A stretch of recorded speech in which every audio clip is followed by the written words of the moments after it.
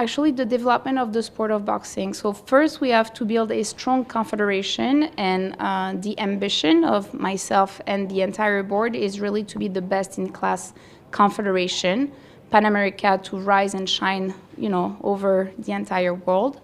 That's the first part. And also the development of the sport, because for the past few years, with everything that has been going on across boxing, across the world, the sport has been neglected. And one of the priority is really to tackle the grassroots level at the same time as the Olympic podium. So I would love to see the new gyms and the national gym that is being revamped from what I understood. So very grateful for the support that the Jamaica Boxing Association is getting from the National Olympic Committee.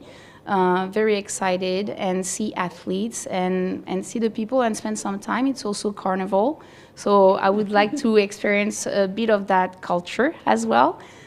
You actually work best and know best people when you understand and know their culture, and I'm all up for it.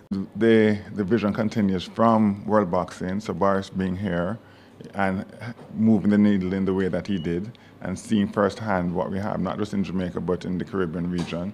Went back and, we had conversations. We've had board meetings with Elise and the other Pan American members. And the Caribbean, we want to make sure and ensure that the Caribbean boxing in our region elevates to match worldwide standards. So Elise being the president of the Pan American Confederation, Jamaica being the hub, as we consider ourselves to be, in the Caribbean, as a leading force in boxing, it makes sense that she comes here, and we welcome her for the visit and for the conversations that we look forward to having with her.